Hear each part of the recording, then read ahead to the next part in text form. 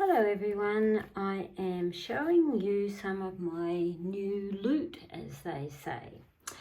This here it's the same steampunk theme that I have with my cards and my other velvet table mats, etc.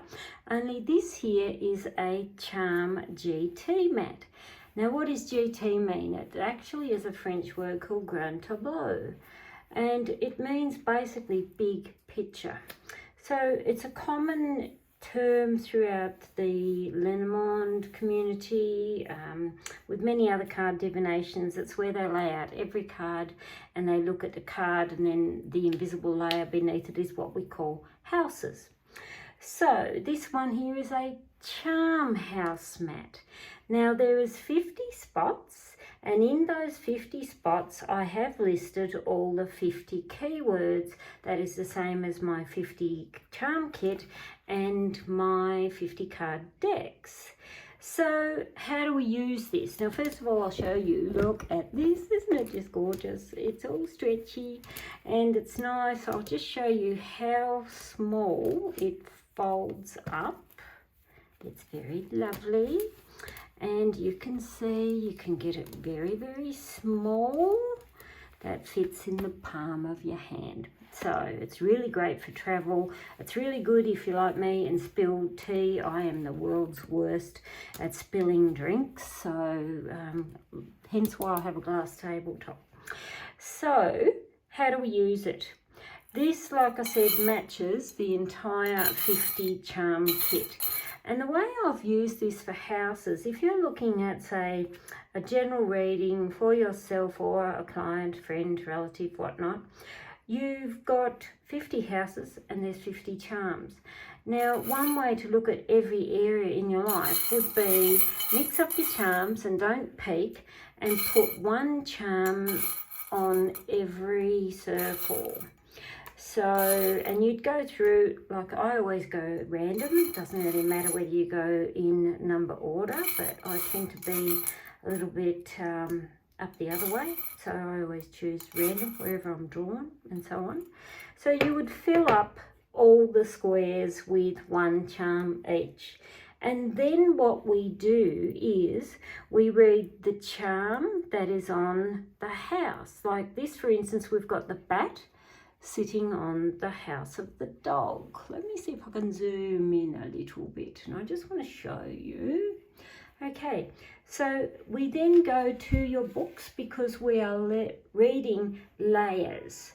So a bat is often about using your senses that are not seen. So it remains often usually what your sonars or your inner voices are telling you, and not just what is visual. So it means using all your senses. It's often about extremely smart, clever people, high achievers and so on.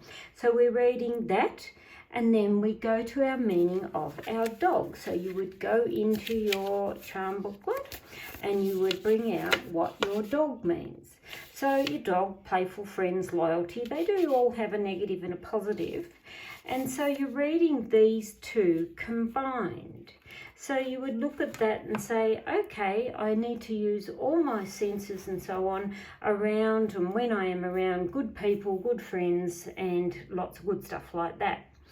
If you were asking a really poignant question that is a difficult one, you'd say, why is my boss being an absolute pain in the butt? And we got this, you would then say, think smarter, think clearer, and be friendly as you do so. So we're reading layers, and you do that on every one of your layers. So on how you'd read charms. Another example, mermaid here. Follow the dreams. What are the wishes? Mermaid in its positive means dreams, wishes, and safe journey. Mermaids were the mythical creature that the sailors hallucinated about, and they would lead them to safe waters. So it often means safe passage forward. And you've got the scales, which is about equality, balance, what is weighing up less what is weighing up more. And so you would read those two together. And again, it's negative in a mermaid is being disillusioned. So you'd say don't be disillusioned about things that are more balanced to you, and they can even be about legal, financial binding, so think contractual. So don't get disillusioned by something that may look a little bit hard. It will all eventually level out. And that's one way you can read them. Now the other way is if you want to do a random scatter of your charms, you can then just, again, randomly sprinkle what houses they lay on. And when you've got this situation where it is more on the man, but it's only just tipping the edge of the circle on the mask, you would then read both of those combined with the moon. So anything that may, these are all touching something, but say your balloon here was in the centre, and it's the centre of these four. I would actually read that balloon in conjunction with those four that is clustering it. If it's joining two, read the two. It's very impossible to join three, but like I said, I would read the sequencing as if it lands on the two. Now, each one of these circles, now by memory, it's like 4.5 centimetres, or it's about 1.5 inches big. So, and I made it that big because, say you want to look at mountains, say there's a difficult situation.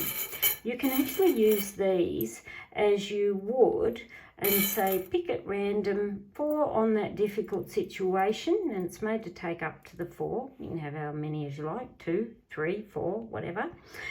And I would then say that's the difficult situation and these are the charms pertaining it. But then I would go into more of like an experienced reader. I would look at that okay as the central, and I would actually lay a charm on each one of these, forming that box of 9. And then I would go and I would put 1 on each of those surrounding, knowing that my centre is the topic at heart, and then I would read the influences around it. And you could do the same there. Say you're looking at a partner or something, so you've got lady and man here. You would read here, if it was a lady, you would read either side of it, and the clusters around it. Travel as a ship, cluster here, clusters around it. If you're looking at, what's another one? Spirit, someone who's crossed over, 4 on there, clusters around it. And because I like to read them in a lot of clusters rather than just singles. But that's just me, because I like being difficult, so Linus tells me. So this is what we call the steampunk mat, and I have it listed with options. Those of you who already have charms, you can just buy the mat on its own. If you don't have charms, you can actually buy this mat and the charm kit, and the charm kit comes with a booklet and you can use it there. If you don't have any of my charm products and so on, you would read all the words of these, the houses, intuitively. And tea reading is very intuitive, and you look at a symbol, say for instance a frog. What does a frog do? A frog leaps. They're fast, they're actually quite fast. They have soft landings because they either go to lily pad or water. They often mean stretch yourself a little further, you'll get where you're going to. So you really look at every word as a target and say, okay, what does it do? Does it have emotion? Is it fast or slow? What characteristics and so on are the symbols about? So that's just one way of doing it. Now this charm mat also comes in, and I just love this one. I'll just zoom out so you can see it. This one comes in the pretty blue, and they're pearls, so they're blue pearls. And it is identical in all the houses, the way it's used and so on. It's just a blue version, and I've designed this here. It's literally a stage. There's the stage, and that's all the curtains. And of course we've got to have a cat with fairy wings and cat in a hat and cat in a hat and mask. Why not? So that is the blue version. Again, the blues come either matte on their own or with charm option if you want to add to it. Now let me go into the next video where I will also show some more goodies. Hello everyone, now look what goodies I have in store for you. Now, I have my tea cards. This one is called 50 Shades of Black Tea. It's very lovely. It's red and it's sexy and so on. Lots of people love, love, love the bold colour of this. Don't ask me why I've got some upside down. But what's new? What is new?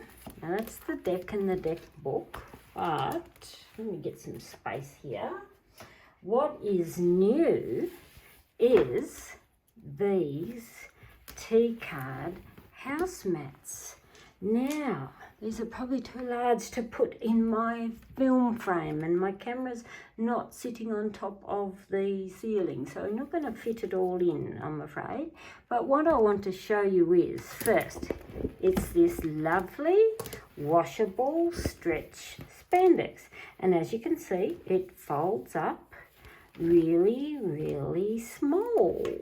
So it's small enough, like my hands aren't very big, I'm only 5 foot nothing, and they do fold up quite small. I measured it and I think it was like 7 inches by about 4, depends which way you fold it, of course.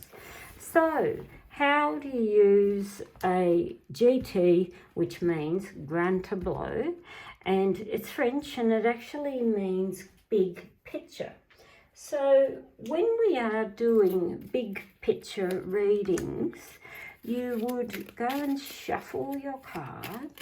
Oops, and I'm dropping everything. My cards have actually, these ones, this is my own, I've actually done a deck edit, which I did a video somewhere where I edged mine all in black. Because I do like a little bit of walk on the dark side. So you shuffle your cards, and I'm just going to bring up to this corner so you can see where you start, and you would lay your cards, and see how I've got here, over each position. So, and by doing this, this is where, I don't know why my deck's upside down, I've got a feeling. I've got a friend of mine who comes here and plays with my cards, and I'm going to give her a big smack when I see her because she's terrible at jumbling up my cards. So I'll get her back. But anyway, so when you're laying out big picture readings, we lay your cards out on every position. And the reason is we call it house layering. So your mat is what we call the houses. And what they are in numerical order of what my card decks are. And there's 50 cards in the 50 card mat. And you lay out your cards in the boxes, and you will see that the header or the title of each house sits above it. And we read in layers. So for instance, here we've got fish, and then we've got that sitting on the house of the balloon. So when you're doing readings, we read the 2 layers. So instead of literally reading 50 cards, you're reading 100, and they influence each other. Some people say the card on the top counts more, and some will think the house counts more. I always like to say the house influences what you've laid down. So you would read the 2 layers. So this one is my 50 Shades of Black Tea, and I will show you all the others and I'm still going to smack this girlfriend when I see her for turning my cards all jumbled. Like I said, I don't know. See how I know? Because when I do that, I can see all the cards that's upside down. So she's going to get a very big smack from me. It's all right. You guys don't have to witness me slapping her. I know she'll be laughing at me, but I will. And a lot of people think perfectionism is Virgo traits. I'm actually a Leo, not a Virgo, but I am on the cusp. So the other mats we have is all the card decks. Now I've got them all here, and like I said, I've just bunched these up. So this one here matches my royalty deck. And my royalty deck is this lovely, soft, feminine pink one. It's actually a really great deck for videoing. When I do video or Skype readings, I actually always go to this deck or the Alice one, because these are just so good for non-reader clients who can connect with them. And so I always go for the royalty or the Alice in my video readings for clients. And once again, we have this nice small fold up. See, I'm being tidy. This one here is Alice, and they're all in the same number order. It's just all the card decks that are different, and your cards sit with the title box above it. So they are lovely to use. And so that is Alice. Again, this is a great deck if you are an online reader or do a lot of video link readings, because they are very clear, uncluttered type images. I do love bold colour, but I do tend to use my bold coloured ones more for when I've got someone sitting in front of me. And this is bold colour. Like I said, I do love black, but it doesn't always film super well when you're doing a video reading. And it really depends too. If your client's watching that on a phone, that's when you need real clear clarity. So this one here is the Fairies Fantasy Tea. Again, all in the same numerical order. And I also have a Learner deck one. And the Learner deck I have, hang on 2 secs, I will show you. And my, Learner deck one. And the Learner deck one, like the Learner deck has all the words written on the cards, which I haven't put out. But this, I haven't put all the words on there because it'd be too small. Printed on fabric, it would be too small. But I've still got all the same frames, images, and all the titles that sit above. So these are listed in my Etsy store. And like I said, they are in this wonderful new medium. And I'm just loving it because storage number one makes life so much easier. And you can just pop it in a bag, put it on your shelf, and away you go.